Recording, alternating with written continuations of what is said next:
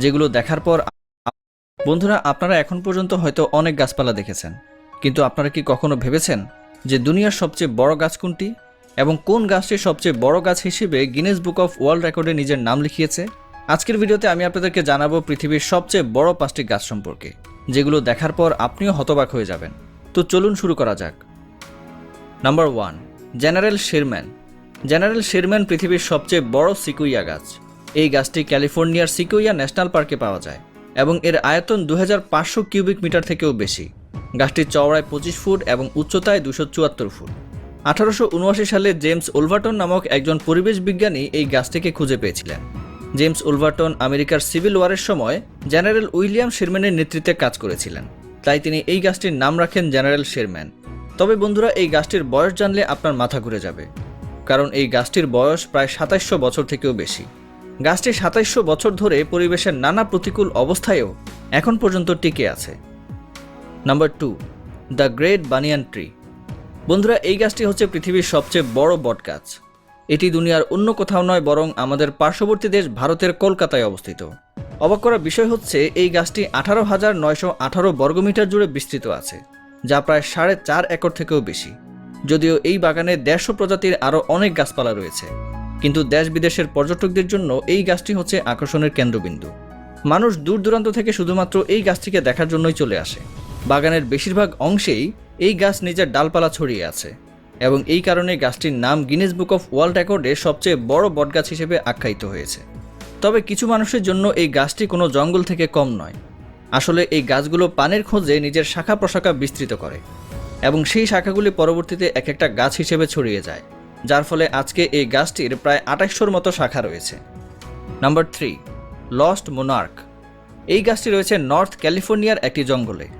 1998 সালের 11ই মে স্টিফেন সিলের এবং Michael Taylor নামক দুইজন ব্যক্তি এটিকে খুঁজে পান। গাছটির চওড়ায় 26 ফুট এবং লম্বায় 320 ফুট, যা প্রায় 98 মিটার, যেটি আমেরিকার স্ট্যাচু অফ লিবার্টি থেকেও উঁচু। জঙ্গলে থাকার কারণে এই গাছটি সাধারণ মানুষের নাগালের বাহিরে, আর এই গাছটি হচ্ছে পৃথিবীর দ্বিতীয় সবচেয়ে লম্বা গাছ। Number 4, Hyperion tree. দুইজন পরিবেশ বিশেষজ্ঞ যাদের নাম হচ্ছে ক্রিস অ্যাটকিন্স এবং মাইকেল টেইলর, এই দুজন 2006 সালের 25শে আগস্ট এই গাছটিকে খুঁজে পান। গবেষণার পর জানা গেছে যে এই গাছটি প্রায় 700 থেকে 800 বছর পুরনো এবং গাছটির উচ্চতা হচ্ছে 379.7 ফুট, যা প্রায় 115 মিটার। তার মানে গাছটি আমেরিকার স্ট্যাচু অফ লিবার্টি থেকেও 72 ফুট বেশি লম্বা এবং এই কারণে এই গাছটির নাম রাখা হয়েছে হাইপেরিয়ন। অনেক বিশেষজ্ঞ বলেছেন যে এই গাছটি আরও বেশি লম্বা হতে পারত, কিন্তু কাঠঠোকরার মতো কিছু পাখি গাছটির উপরিভাগে অনেক ক্ষয়ক্ষতি করেছে, যার ফলে এটি আর লম্বা হতে পারেনি। নাম্বার 5, আরবোল দেল তিউল। এই গাছটি মেক্সিকোর সান্তা মারিয়া দেল তিউল শহরের একটি চার্চ গ্রাউন্ডে অবস্থিত। মূলত গাছের নাম থেকেই এই শহরের নাম রাখা হয়। গাছটির বয়স প্রায় 1400 বছর থেকেও বেশি এবং এই গাছটি পৃথিবীর সবচেয়ে চওড়া গাছ। গাছটির চওড়ায় প্রায় 14.05 মিটার, যা প্রায় 46 ফুট। গাছটির লম্বায় ততটা বড় নয়, তবুও 2005 সালে এটিকে পরিমাপ করা হয়, যা ছিল প্রায় 116 ফুট। প্রথমে মানুষ ভাবত যে এই গাছের সাথে হয়তো অন্য কোনো গাছও লেগে আছে, কিন্তু পরে ভালোভাবে রিসার্চ করে জানা যায় যে এটি শুধু একটিই গাছ। 90 দশকের শুরুতে জানা যায় যে পানির অভাব এবং পরিবেশ দূষণের কারণে গাছটি ধীরে ধীরে শুকিয়ে যাচ্ছে। তো বন্ধুরা, এই ছিল পৃথিবীর সবচেয়ে বড় 5টি গাছ। এর মধ্যে কোন গাছটি আপনার কাছে সবচেয়ে বেশি ভালো লেগেছে আমাদেরকে কমেন্ট করে অবশ্যই জানাবেন। ধন্যবাদ।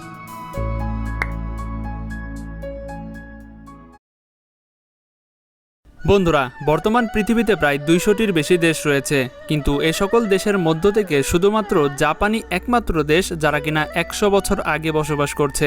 কিভাবে, সেটাই মূলত আজকের এই ভিডিওতে আমি আপনাদের দেখাবো। তাই আজকের এই ভিডিওতে আমি আপনাদের জাপানে হওয়া এমনই কিছু ইউনিক বিষয় দেখাবো যা আপনি ইতিপূর্বে কোনো দেশেই দেখেননি। তাহলে আর কথা না বাড়িয়ে চলুন ভিডিওটি শুরু করা যাক।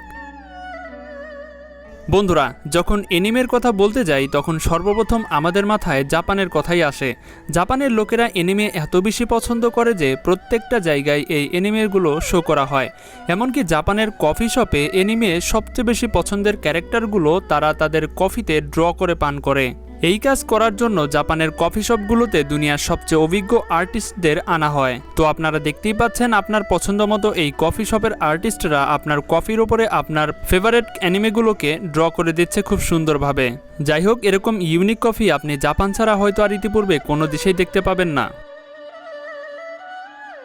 বন্ধুরা, আপনারা হয়তো পৃথিবীর এমন অনেক দেশ দেখেছেন যেখানে এয়ারপোর্টের ওয়ার্কাররা বিমানে ট্রাভেল করা যাত্রীদের লাগেজ এদিক থেকে সেদিক ছুঁড়ে মারে। তারা এটা কখনোই মাথায় রাখে না যে এই লাগেজগুলোতে কারো ইম্পর্টেন্ট এবং ভেঙে যাওয়ার জিনিস থাকতে পারে।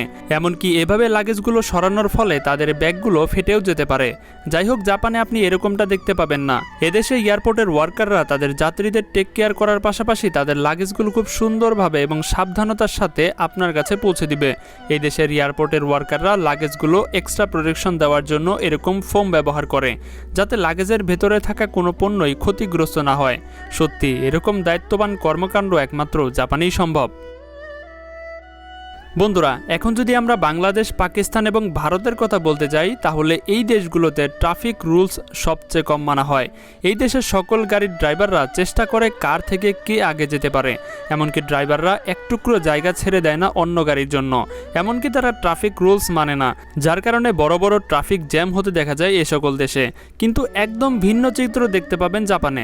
জাপানের সকল ট্যাক্সি ড্রাইভাররা একদম রুলস মোতাবেক রাস্তায় চলাচল করে। কখনোই তারা ট্রাফিক আইন ভঙ্গ করে না। যেমনটা আপনারা এখন এই ভিডিও ক্লিপে দেখতে পাচ্ছেন, এখানে সকল গাড়ি এক সিরিয়ালে অপেক্ষা করছে। তারপর ট্রাফিক সিগন্যাল পেলেই বাম পাশ থেকে 1 বাই 1 গাড়িগুলো ধীরে ধীরে বের হয়ে যাচ্ছে এবং পেছনের গাড়িগুলো সিরিয়াল মোতাবেক তাদের জায়গায় এসে দাঁড়িয়ে যাচ্ছে। সত্যি, এরকম ট্রাফিক রুলস মানা ড্রাইভারদের একমাত্র জাপানেই আপনি দেখতে পাবেন।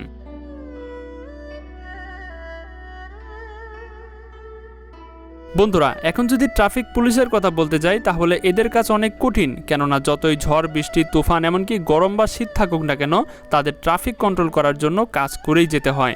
কিন্তু জাপানের ট্রাফিক পুলিশরা এ ব্যাপারে অনেকটাই এগিয়ে আছে। এর অন্যতম কারণ হচ্ছে জাপানের ট্রাফিক পুলিশদের এক বিশেষ ধরনের জ্যাকেট দেওয়া হয়, যেটার ভেতরে এসি এবং হিটার দুই ধরনের অপশনই লাগানো থাকে। গরমের মৌসুমে এই জ্যাকেটের ভেতরে লাগানো এসি তাকে ঠান্ডা অনুভূতি দেয় এবং ঠান্ডার মৌসুমে এই জ্যাকেটের ভেতরে লাগানো হিটার তাকে গরম অনুভূতি দেয়। সত্যি অসাধারণ জাপানিজ টেকনোলজি।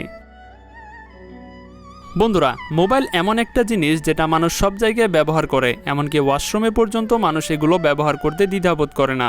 কিন্তু এভাবে ব্যবহার করার ফলে মোবাইলের ভেতরে অনেক বিপজ্জনক জার্ম এবং ব্যাকটেরিয়া লেগে যায়, যেগুলো পরবর্তীতে আপনাকে অসুস্থ করে দিতে পারে। কিন্তু আপনি জানলে অবাক হবেন, জাপানেও এর সমাধান বের হয়ে গেছে।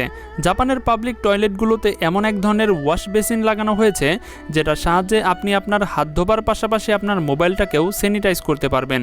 এই মেশিনগুলোতে মোবাইল স্যানিটাইজ করার জন্য আলাদা স্পেশাল জায়গা রয়েছে। আপনাকে শুধুমাত্র এখানে আপনার মোবাইলটা রেখে দিতে হবে এবং যতটুকু সময় যাবত আপনি হাত ধুবেন ততটুকু সময়ের ভেতরে আপনার মোবাইলটাও স্যানিটাইজ হয়ে যাবে। আপনার হাত ধোয়া শেষ হলে নল